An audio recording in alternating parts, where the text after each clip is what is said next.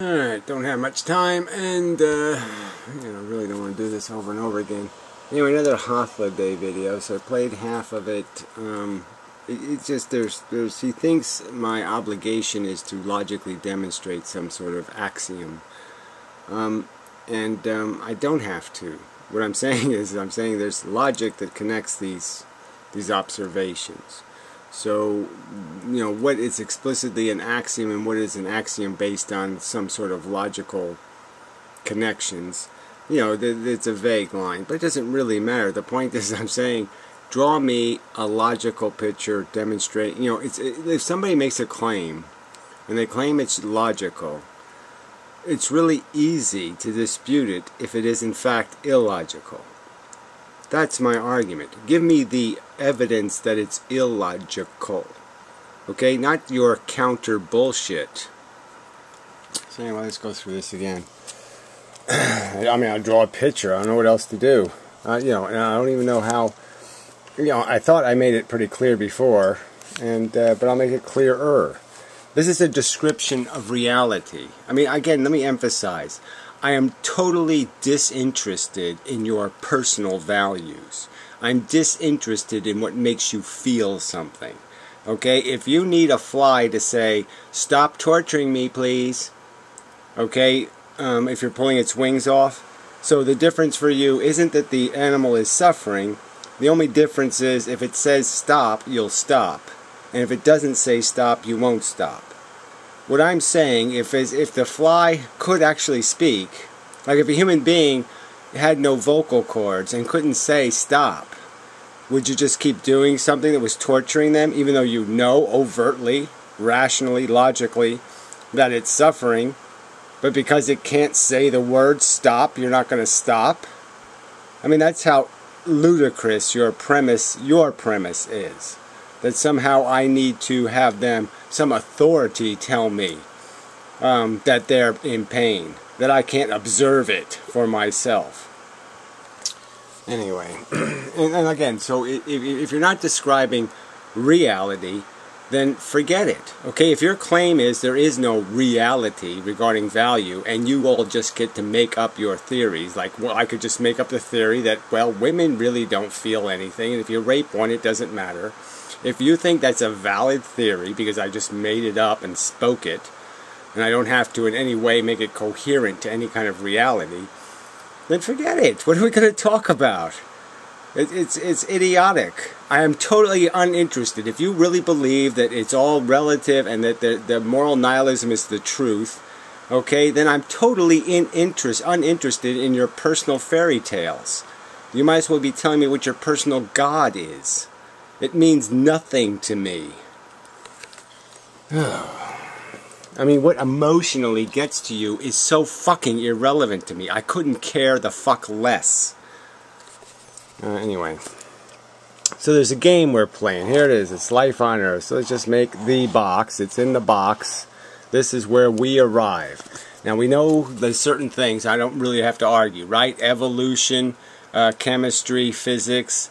No God, no magical forces. It's a replicating molecule, and once the replication starts with the blueprint, it's basically a kind of gladiator war. It's just making toolkits. Toolkit-enabled beasties to go out into the environment and make their way. Alright, and that's all that's going on here. And we know that there's two kinds of things that are alive. Life comes in two forms, right? Feeling and non-feeling, right? Okay, and non-feeling. So we know that the non-feeling, we can just say, okay, it just doesn't matter what happens to them. Yes, they're in a life struggle. Yes, they're trying to survive. They're little machines, okay, and the little machine has programming to try to preserve itself. So what? It's a machine. It's of no meaning. It's of no value. If human beings were machines, if they didn't feel, okay, you wouldn't care if you pulled its wings off, so to speak. You wouldn't care if you shoved a telephone pole up its ass. You could do anything you wanted to it. It just doesn't matter if it can't feel, and there's no way you're going to tell me how it could possibly matter. You could entertain yourself in any way, deconstructing them, blowing them up, having them fight with each other, having them do all kinds of insidious, crazy things to each other, incarcerating each other in fucking concentration camps. Who cares if they can't feel and suffer? Who could possibly give a rat's ass that's rational? No one.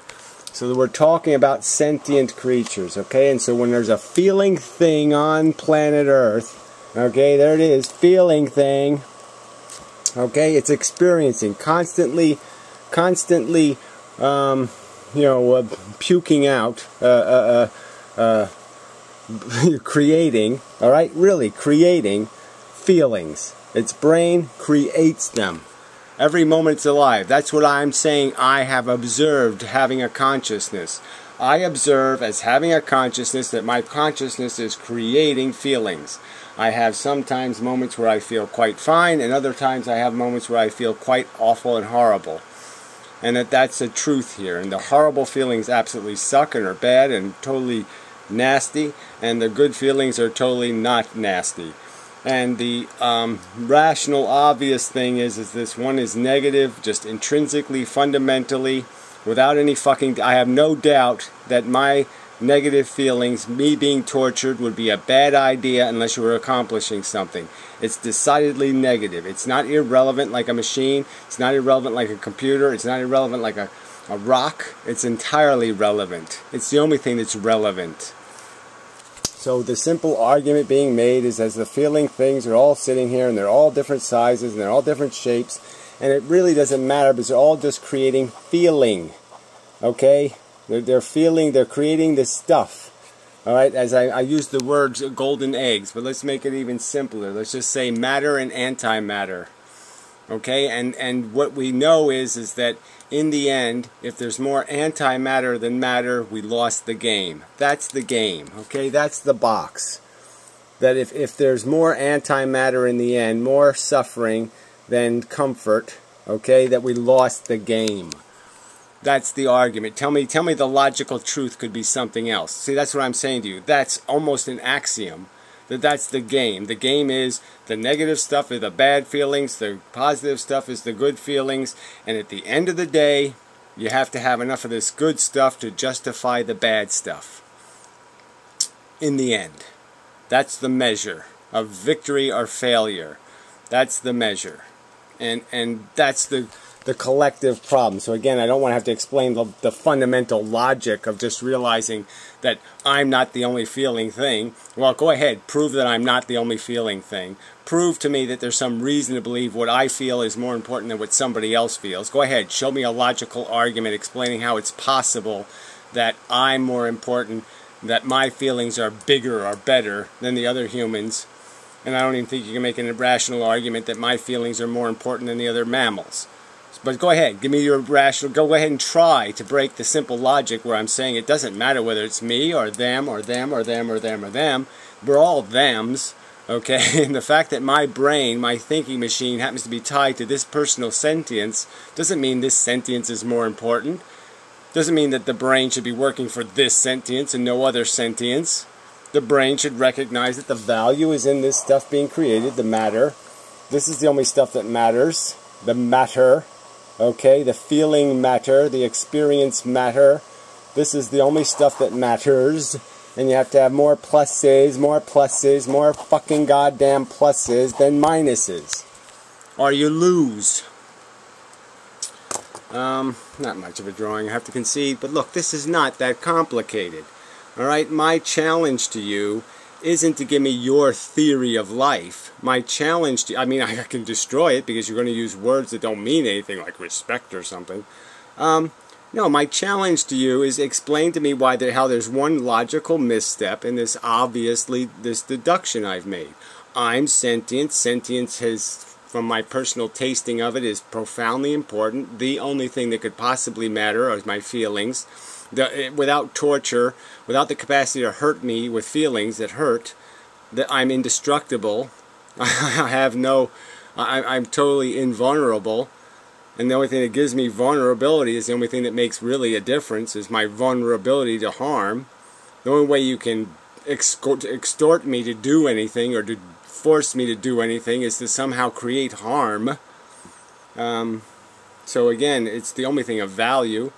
And I'm making the simple logical deduction that yes, even assholes like you are doing the same thing. Your brain is doing the same creation of a feeling into the world. It's an event. It happens. It doesn't need to be tasted by another human or rubbed up against by another human. All they have to do is acknowledge that a feeling thing is in pain, to say, yep, there's some negative happening right now. It's that simple. A sensitive thing in pain, and you go, ah, negative is happening. Give me a logical frickin' paragraph explaining how that's not the truth. That that's not the reality. So again, the rest of it just comes down to this bullshit of whether your ego means anything. It means absolutely nothing. The only thing that matters is the amount of suffering happening. This other asshole in the comments, you know, I don't know, he wrote a huge giant pile of shit. And you're just saying, and he's making a justification for him ripping other people's legs off to restore one of his legs. And he thinks he's going to make a rational argument defending that, because he's still going to argue that somehow his feelings matter and other people's feelings don't. I mean, what can you say to that? Look at this shit. Look at this. Miles and miles and miles of this absolute fucking goddamn crap. You know, again, just keeps arguing as if it's all subjective. That the only thing that matters is the individual saying, I don't like it. That's all that matters. The individual saying, I'm in pain, or the individual saying, screaming, or whatever the thing they're doing, they have to in some way express something, and their expression is what matters. Not what they're feeling, not what causes their expression, not what causes their statement. No, their statement matters. And that's the idiotic part here. No, the thing that matters is their suffering. The fact that they endured it, they experienced it, it happened, it's a reality. It's not a figment of their imagination, it's not nothing, it's absolutely something. I'm saying it from my own personal experience, having a consciousness, it's fucking something. You can say it's just an illusion created in my brain, fine, it doesn't matter to me, because it's one hell of a fucking illusion. And it's the only thing, it's the only game in the fucking town called the universe. Without this capacity to harm a sentient creature, you don't have anything that matters. And I don't really need to have a conversation about ethics until you're going to concede that. Because without the concession that harm is the only thing that means anything, then there's no fucking point in having a conversation, because it can't possibly matter. Because again, if the humans were robots and they didn't feel and they couldn't suffer, why the fuck would I care how many of them were in a concentration camp? Well, I couldn't give a rat's ass. Jeez, this is not that complicated. So anyway, I'll be back for some kind of part 2. I'll read some of this jibber jabber. Just incomprehensible. He keeps using capital letters to, like, you know, make him, oh, this is important. You know, the suffering caused by a specific experience can be measured with X amount of suffering units. The only one who can experience the value that suffering is to its full extent is the sufferer. Well, of course the sufferer makes the suffering, you shithead. It would be kind of stupid if somebody else had to suffer to prove the existence of the suffering. Wouldn't that make the suffering like double suffering then? If somebody else had to actually suffer to validate that the suffering is suffering? So yes, of course, you need a sentient to create suffering. Yeah, duh. But that doesn't mean the suffering doesn't exist because you don't personally experience it, you fucking idiot. This is so stupid. The full extent. Full extend. He didn't even get. If you're gonna put something in capital letters, then at least type the right fucking goddamn word. If you're gonna put them in caps, at least get the word right. The full extend is the sufferer. Shit. Shit.